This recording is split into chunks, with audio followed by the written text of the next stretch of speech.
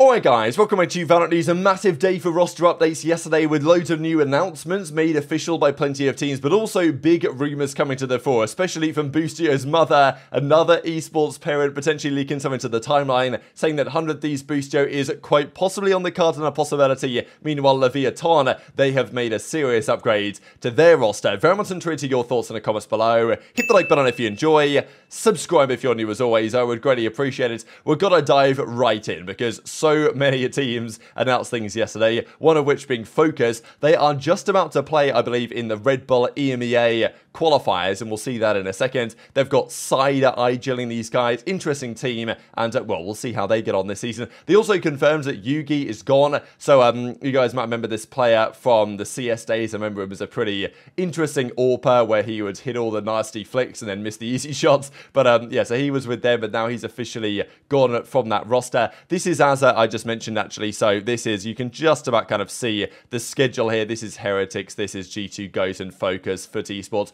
So these are the teams competing in this Red Bull Homegrounds EMEA qualifier. There's 4 teams: Foot Esports, Heretics, G2 Ghost and the female team of course, and then Focus, who we just mentioned. They will play each other over these games, and then there'll be a finals, and then if you qualify, they'll qualify through to the Tokyo, Japan Red Bull Homegrounds tournament that other teams have been invited to, but on this one, it's going to be a qualifier. Now, Na'Vi, they confirmed yesterday what we've known for some time, that CNED is gone. CNED has not yet been confirmed on the Foot Esports, but we believe that is happening very shortly. And yeah, it was really interesting when Na'Vi did this, right? Artist went over to NRG and has, some would say, blown up their core from the inside, and we'll get back to NRG in a few minutes, because they continue to find themselves in quite the predicament, as we'll come back to in a second. But CNED's going to Foot Esports, Na'Vi, of course, replacing CNED with, as we'll see in a second, Artist returning from NRG to that former core, and as CNED has learned a lot in this journey, always try to do my best no matter what, wish everyone the best, see you on the server. So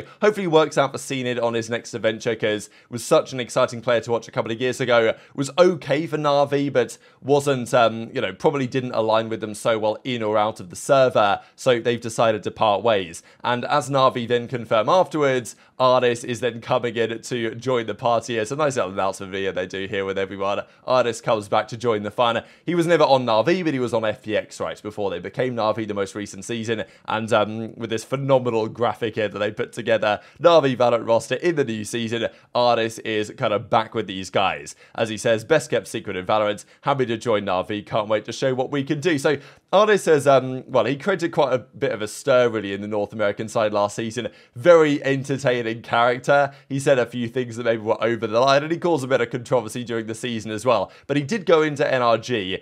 It was a weird fit, to be honest, especially given that he was kind of brought in to replace Ye as well. That didn't really work out, but it's not like Ye was having a good time either over at Cloud9, and the way that his season went then going on to DSG. Artist goes in, he gets on well with those guys, I'm sure, over at NRG, but at the end of the season, that team blows it up in quite a remarkable fashion, right? The idea that FNS, Victor, and Crashies are calling it a day, and FNS is rejecting offers to just sit on the bench, or not even sit on the bench, just sit on the sidelines and stream is kind of remarkable. But yeah, Artist came in, did his job, and now he's going back to where he was before, pretty much, which is the entire FPX core now over at Na'Vi. So I think it can work out for both parties here. I think it makes a fair bit of sense. Now they're under a new organization, and obviously things were thrown into chaos when the franchising thing happens. Now they're back as they were before. How good will Na'Vi be? Because they were okay this past season. I think probably Artist, knowing how well he gets on with those guys and everything, I think they probably should take a slight step forwards from where they were with CNED last year, and we'll see if Artist can kind of get back to his best as he was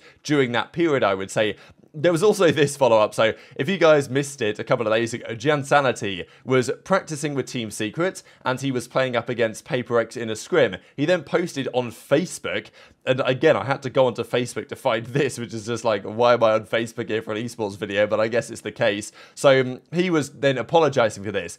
I don't really know what you guys perceive this to be, but as he says, I just found out that a lot of people got mad when I just posted my 1 versus 4 versus PaperX clip, but they also had new info on their new roster. I just want to clear things up by saying I had no other intention than just simply posting a clip like all my other clips that I usually post here. Unforeseen mistake on my side, and I'm sorry, I've taken it down. My apologize to, you know, Team Secret and to PaperX.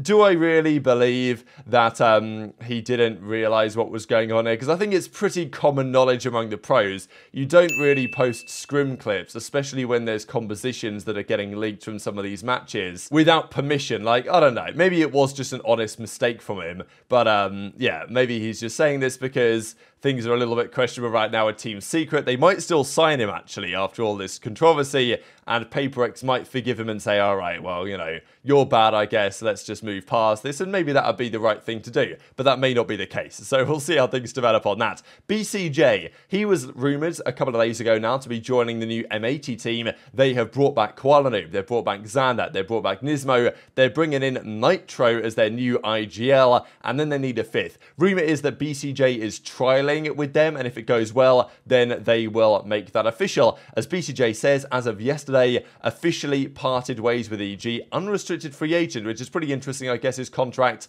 is coming to an end, and there's been lots of talk actually as to when some of these contracts with EG come to an end.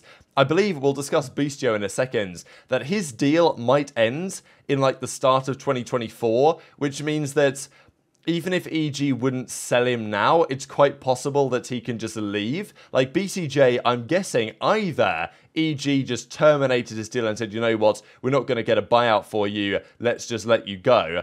Which is probably not the case, because M80 might have paid a buyout for BCJ if he's any good, and EG want all the money they can get, or his deal was simply coming to an end, and therefore, once the contract's over, he's free to walk. And that might be the case for a couple of other players in the EG position as well. So yeah, hopefully BCJ can get back on a good position. And speaking of Boostio and these guys over at EG, this is what Ethan says. So he's definitely implying that something is happening here. We saw there was a rumour of what NRG are trying to put together the other day. We know, okay, Marv hasn't been confirmed yet, but it's as good as done that Marv is there with Victor and Crashies. It's the other two players they've got to figure out. They were linked to Aspas, they were linked to Salak, they were linked to Demon 1, they were linked to Ethan. They still are linked to Ethan, less so Demon 1, and there was a rumour that they've kind of come to an arrangement, and in fairness, Ethan is talking here as if something is happening on the roster side, because, you know, usually when players tweet this, at least something with response to them and their team is indeed going on. And then we get this one from Boostio's mother. So this is Flynn's latest spreadsheet as of, well, it was actually October the 10th, but we saw this yesterday. And we saw the 100 Thieves roster, as we can see here. So 100 Thieves roster, Cryo, Asnat, Bang is the three, we believe, EU probably, and then they need an IGL in Boostio. And that's the 5 that's been rumoured there for quite a long time at this point. So Boostio's mother comes back to this tweet and says, when does 100 Thieves have to have the roster for this homegrown in November? Maybe EG will allow Boostio as a loan for the event. Which is very interesting. Now, it's happens so frequently that esports parents are leaking things, and she hasn't deleted this. So I guess you can think what you like on this one, but I think the implication is quite clear. And if it's correct that Boostio's contract ends before the new season is expected to begin, but it hasn't ended yet, then it's quite interesting, because 100 Thieves won't necessarily want to pay a buyout for Boostio if his contract is over in the near future. The contract database says all it says, but it only says years. It doesn't necessarily show length of time. So there's a bit of a debate as to when this contract is over. But Boostio's mum is basically saying, look, Boostio's going to go to 100 Thieves. Hopefully EG can loan him out before his contract is over and he can go for free. I guess that's one of the ways to read into this.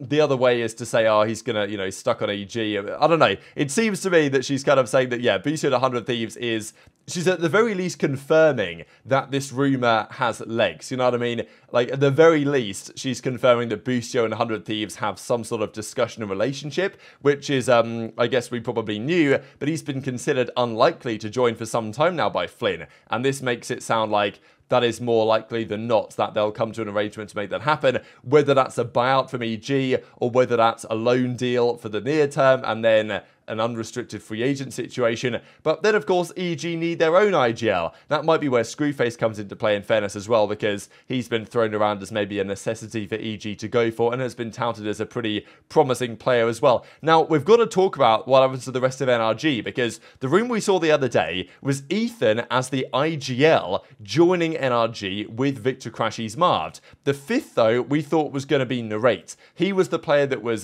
been linked to NRG, and the belief was they were going to get that deal done. Apparently, though, that has been swiped out from underneath them by Karmine Corp, and this is really quite something. KC are forming, I mean, this came out of nowhere, really. Tomasi, Portuguese player, and then Narate, obviously American player, going in as an import over there to EMEA. This is a crazy story, to be honest, to think about. There's not really been too many NA imports to EMEA, but Narate is going to be one of those guys, apparently, which is crazy stuff, to be honest. And yeah, really promising player coming out of the Americas at the moment. He was linked to NRG for good reason, and now Karmine Corp are coming in and saying, actually, we'll have you instead. We'll make this import happen. And yeah, that's pretty cool. I wonder if Karmine Corp saw the rumors around Narate to NRG and they thought, you know what, we'll have that guy instead. NRG unlucky. So yeah, this kind of came out of nowhere. Hopefully it works out for those guys. Verbal agreement. No guarantees, of course, how this is going to develop, whether they're going to get fully signed, but I guess we'll see on this one over time. And this is what Bo says, therefore. He has no destination. He goes where the wind takes him on NRG because, you know, again, I think his implication is here that this came out as soon as the rumors about Narate had been confirmed or at least gone public, and the belief as well, NRG, they tried to get that guy, now he's gone, who they're going to get instead. Like, NRG do seem to be in a bit of a predicament because everyone they want to get either goes somewhere else or they, you know, just decide not to go down that route. They take too long. I don't know what's going on with NRG, but they don't seem to have done as good a job as they could have done, and I guess buyouts with EG have caused controversy as well. Another player they were linked to, let's not forget, was Aspas, and it was confirmed yesterday by Leviathan, as we all knew, and as we thought it was going to be yesterday as well, that I told you guys for some time, leaving Loud, joining Leviathan. This is really cool, I think, for this team because, as I said yesterday, they were such a promising roster at the start of last season with King and those other guys. They looked really good, but they weren't quite at the level that they needed to be at as the season progressed to really mix it up at the international events. Aspas, a phenomenal player. We believe there was some drama going on there with Loud, and now it's official that he's joining Leviathan. So here he is, confirmed in the jersey. I mean, obviously the traction on this, 40,000 likes, massively popular player out there in that region, and hopefully he can take these guys to the next level. They're bringing Tex on as well. That's going to be a big acquisition as well, I imagine, as and when that's confirmed. And I did just want to mention this from Les, because the belief is that Les and either some of the coaching staff, because there's lots of talk about the coaches getting run through over there at Loud, like they keep changing them out every single year at the moment. And even Aspas, there were rumours that he didn't get on so well with Les and that situation. It might have been more so an organisational contract disagreement as to why he decided to leave Aspas, but I'm not sure things were all sunshine and rainbows in his opinion with Les. Now, Les says the following: this time it will be different, I'm not a Zika. Now, I think this word, I'm not 100% familiar with the Portuguese, but it seems this word is used in that region as effectively meaning something like a bad luck, something for a bad luck element or something like this anyway. So I think what he's trying to say is, I'm not a bad luck omen for our team. This year it is going to work. The players we are bringing in is going to work, and you know, don't have to worry about it for the fans. And it's an interesting timing to say this, given the fact that Aspas is now gone and their team on paper is going to get weaker, whether Loud can actually keep taking steps forward. So yeah, if I was a Loud fan, I'd be somewhat concerned that Leviathan are kind of forming a bit of a god squad at the moment, but very much intrigued to your thoughts and all this stuff in the comment section below. Hit the like button if you enjoyed, subscribe if you're new, take care, and I'll see you next time.